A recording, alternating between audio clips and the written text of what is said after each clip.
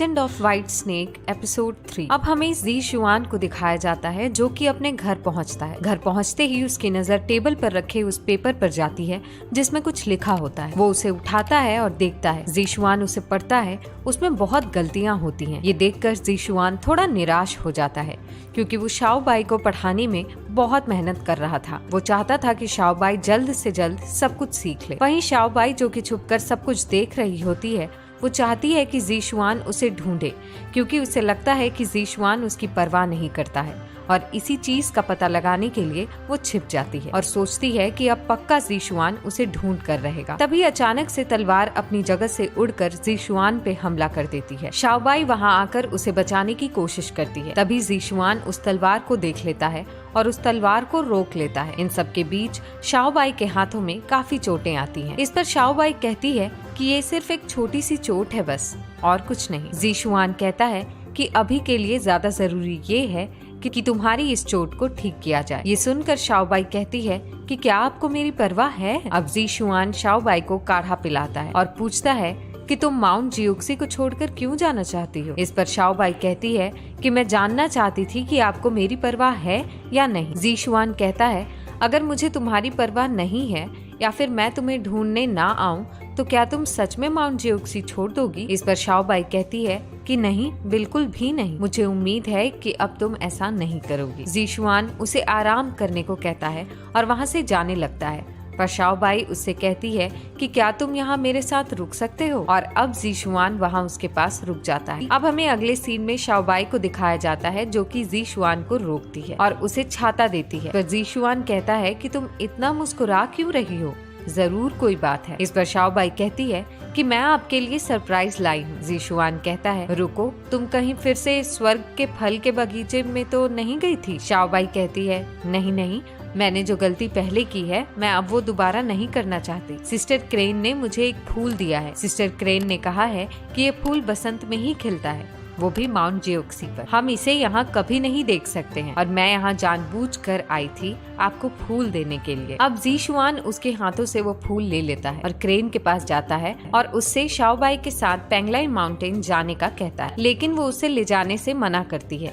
Penglai mountain school काफी सख्त है और इसलिए शायद शाओबाई को अपने साथ ले जाना सही नहीं होगा। इस पर जी शुआन कहता है कि तुम्हें चिंता करने की कोई जरूरत नहीं है, ये मैं देख लूंगा। अब हम अगले सीन में शाओबाई और क्रेन और साथ ही साथ जी शुआन को देखते हैं जो कि पेंगलाई माउंटेन जाने की तैयारी में लगे हुए हैं। इसी बीच क्रेन कहती है कि लगता है आज शाओबाई फूल को नहीं देख पाएगी क्योंकि देखो ना अंधेरा हो गया है। खैर कोई बात नहीं, मैं चलती हूँ। ये बात सुनकर जी शुआन काफी ज्यादा उदास हो जाता है। तभी शाओबाई कहती है कि तुम्हें चिंता करने की कोई जरूरत नहीं है, मैं फूल को बाद में देख लूंगी। हाँ, हालांकि मैं आज इसे नहीं देख पाऊंगी, पर कोई बात नहीं। अब ये दोनों मिलकर उस माउंटेन पर जाते हैं। काफी समय बीत जाता है और अब ये दोनों आखिरकार वहाँ पहुँच जाते हैं। ये देखने में कितना प्यारा है। अब शाओबाई जी शुआन से बातें कर रही होती है और दोनों ही एक साथ होते हैं। अगले दिन हमें क्रेन को दिखाया जाता है जिसके हाथ में एक तस्वीर है जो कि वो देख रही होती है। तभी वहाँ ग्रीन एम्परर आ जाते हैं और उससे वो तस्वीर मांगते हैं। वो इस तस्वीर को देखकर गुस्से से वहाँ से तस्वीर लेकर जी शुआन के पास जाते हैं और उससे कहते हैं कि आप देवता बनने के सिर्फ एक कदम दूर हैं और इतने महत्वपूर्ण समय में आप टाउटी से कैसे हार सकते हैं? टाउटी ने आपको हर्ट किया है, आप ये कैसे भूल सकते हैं? और आपने हमें बताना भी जरूरी नहीं समझा कि आपकी सालों की मेहनत पर पानी फिर सकता है? क्या आप नहीं जानते कि आपके लिए देवता होना कितना जरूरी है? मैंने तुम्हें देवता बनाने के लिए कितनी मेहनत की है, तुम्हें पता है? अब जब आपका मन एक जगह स्थिर नहीं है तो आप भविष्य को कैसे आगे बढ़ा सकते हैं? ग्रीन एम्परर अब उसकी चोट देखते हैं और उससे पूछते हैं कि वास्तव में क्या हुआ है, क्योंकि आपको टाउटी से लड़ाई के दौरान तो इतनी बुरी तरह चोट नहीं लगेगी। इस पर जी शुआन कहता है मैंने टाउटी के जादू टोने को कम आंका और इसलिए मैं बुरी तरह से घायल हूँ। अब ग्रीन एम्परर उससे पूछते हैं कि क्या इस पेंटिंग से तुम्हारा कोई लेना देना है? वहीं शाओबाई दूर खड़ी ये सब देख रही होती है। तभी वो सोचती है कि जी शुआन ने ये तस्वीर कब बनाई। जी शुआन अपने मास्टर से कहते हैं कि इस पेंटिंग में कोई भी बुराई नहीं है, आप इसके बारे में ज्यादा ना सोचें। कर मास्टर कहते हैं कि क्या आपको प्यार हो गया है? इस पर जी शुआन कहता है कि मैंने ये सारी चीजें बहुत पीछे छोड़ दी हैं और मुझे कभी प्यार नहीं हुआ और ना ही हो सकता है। मास्टर कहते हैं ठीक है, अब जब आपके मन में उसके प्रति कोई भावना नहीं है तो अब उसे माउंटेन में नहीं रहना चाहिए और अब वो उसे माउंट ज्यूक्सी छोड़ने को कहते हैं। इस पर जी शुआन कहता है कि ऐसी कोई भी बात नहीं है जो मैंने आपकी मानी ना हो। बार मैं आपकी बात नहीं मान सकता, इसके लिए मुझे माफ कर दे। इस पर उसके मास्टर पिछली बातें याद दिलाते हैं। वो कहते हैं कि जी शुआन, क्या तुम्हें याद है कि जब हम पहली बार कुनलुन पर्वत पर मिले थे तो आप कितने दृढ़ थे। जिस कठिनाई और दर्द से आप गुजरे उसने आपको इतना कभी विचलित नहीं किया, लेकिन अब आपने एक स्नेक मॉन्स्टर के लिए अपनी पिछली आत्मा को चोट पहुंचाई है। क्या वो इसके लायक भी है? इस पर जी शुआन कहता है कि मेरे लिए ये कष्ट नहीं है और मैं तो मास्टर से मेडिकल स्किल सीख रहा हूँ और इन सभी चोटों में दिल की चोट को ठीक करना सबसे कठिन है। इसमें हमारी सभी भावनाएं और इच्छाएं शामिल हैं। अगले सीन में हमें जी शुआन को दिखाया जाता है जो कुछ सोच रहा था कि उसने किस तरीके से अपने मास्टर से बात की, उन्हें क्या क्या कहा और उन्होंने क्या क्या कहा। हम देखते हैं कि जी शुआन का दोस्त बैठकर मेडिटेट कर रहा है। तभी वहाँ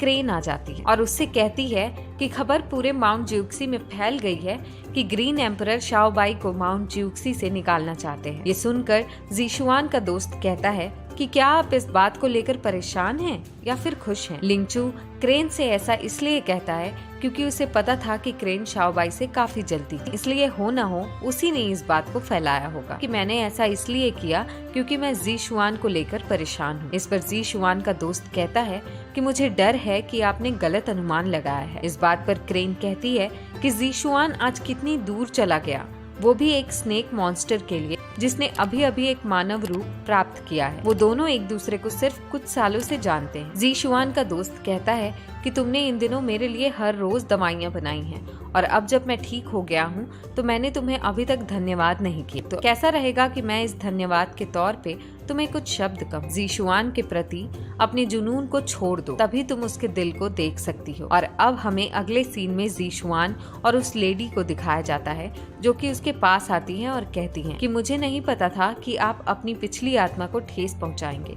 इस पर जी शुआन कहता है कि इसका शाओबाई से कोई लेना देना नहीं है, मेरी गलती है, मैं लापरवाह हो रहा था। और अब वो लेडी जी शुआन को समझाती है। उनके बीच काफी सारी बातें होती हैं और अब वो जी शुआन को एक क्रिस्टल देती है। ये क्रिस्टल उसकी पुरानी जितनी भी भावनाएं हैं उसे वापस लाने में उसकी मदद करेगा। वहीं दूसरी तरफ हमें शाओबाई और क्रेन को दिखाया जाता है जो कि उससे उसका हाल पूछ रही होती है। अब शाओबाई दौड़ते हुए जा रही थी कि तभी उसके सामने जी शुआन का दोस्त आ जाता है। जी शुआन का दोस्त शाओबाई से कहता है कि तुम वास्तव में इतनी सुंदर नहीं हो जितना कि तुम्हें चित्र में दिखाया गया है। शाओबाई कहती है कि मैंने सोचा था कि आपको आपके किए पर पछतावा होगा और आप मुझसे माफी मांगेंगे, पर जी शुआन का दोस्त उसे अंदर जाने से रोकता है, पर वो फिर भी अंदर चली जाती है। शाओबाई का उस कमरे के अंदर आने का मकसद उस पूर्वी सागर के बर्फीले लिंजी को प्राप्त करना था जो कि प्राप्त हो चुकी थी। वो उसे लेकर वहाँ से चली जाती है। अब शाओबाई और जी शुआन को दिखाया जाता है